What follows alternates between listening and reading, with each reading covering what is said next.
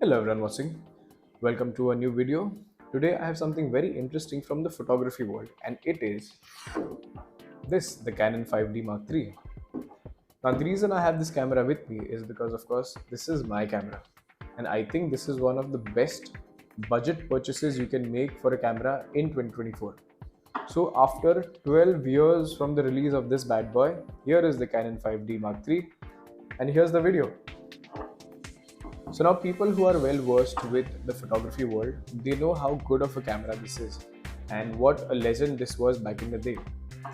All of the major content creators from your motorcycle guys to your short form content guys, they used to shoot videos on this. But in 2024, this is not really the best camera for videos. But on the other hand, when it comes to still photographs, it does a pretty good job. Now for the people who don't know, here is a quick spec sheet. This camera comes equipped with a 22.3 megapixel CMOS sensor. It has a Digic 5 Plus processor. It shoots 6 frames per second. The ISO range is upwards of 25600. It has 61 autofocus points, out of which 41 are cross type. It has dual card slots, so you can shoot simultaneously on a SD card and a CF card. It has a optical viewfinder with 100% coverage. It shoots video at 1080 video at 30 frames per second. It's got a 3.2-inch color TFT screen, which is not touch, and this camera does not come with Wi-Fi. The Mark IV does come with Wi-Fi, and everything is weather sealed in a magnesium alloy body that weighs around 950 grams.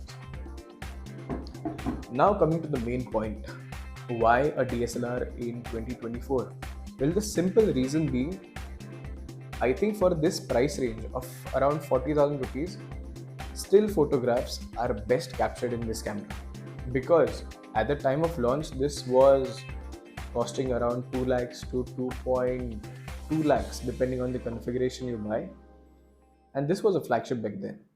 And even today, as it has aged so much, the image processing on this camera and the sharpness is next to none. Okay, I do agree that the autofocus points are less, but when you're doing still photographs, it doesn't really matter much. So for portrait photography and street photography, coupled with a prime lens, I think this is a very good combination, and this is my personal favorite configuration for a camera.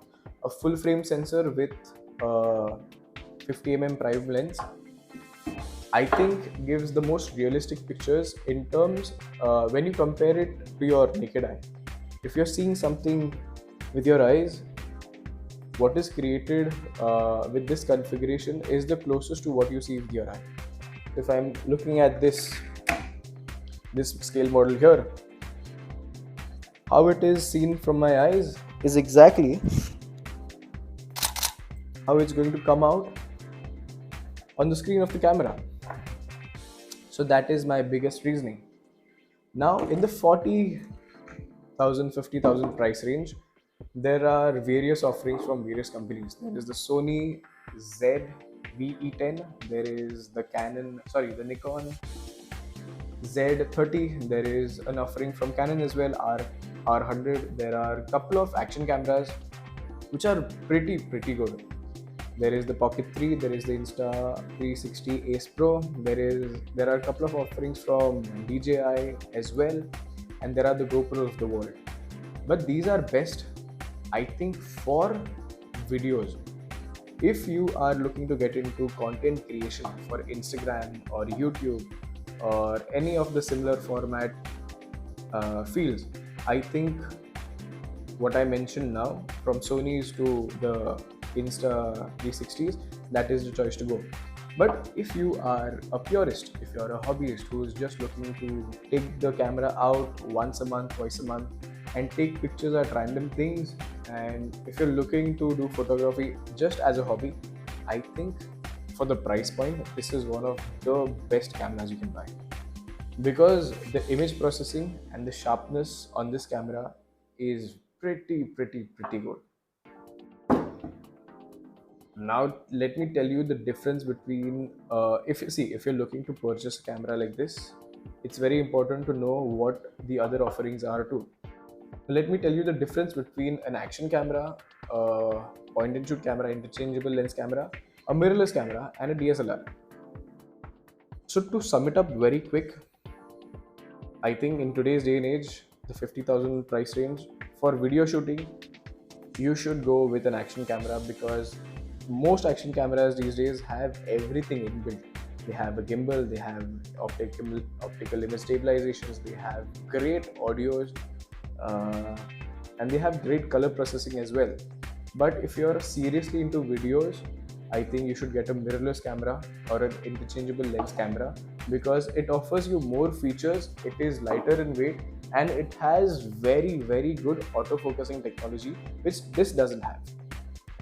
And that is where the limitations of this cameras come. Less autofocus points, not really good with videos, but what it can do very well is take very good stills. And I'll give you proof in the description down below. I have taken a couple of pictures with this camera. I will have the links listed in the descriptions. Do check it out and tell me yourself how good the images are. And in the comments, tell me your opinion about DSLR cameras in 2024. So now what I'm going to do is I'm planning 2 more videos with this camera. I'm going to go out on my motorcycle. I'm going to take a lot of pictures and show you how good of a camera this is because this is my favorite camera. And one video is going to be in the morning, one video is going to be in the night. So you can be a better judge of how image processing and color processing is done in good light and in bad light. So for that, please stay tuned. And that's pretty much it for this video. Thank you very much for watching. Have a great night, evening, morning, wherever you're watching, whenever you're watching. Bye bye.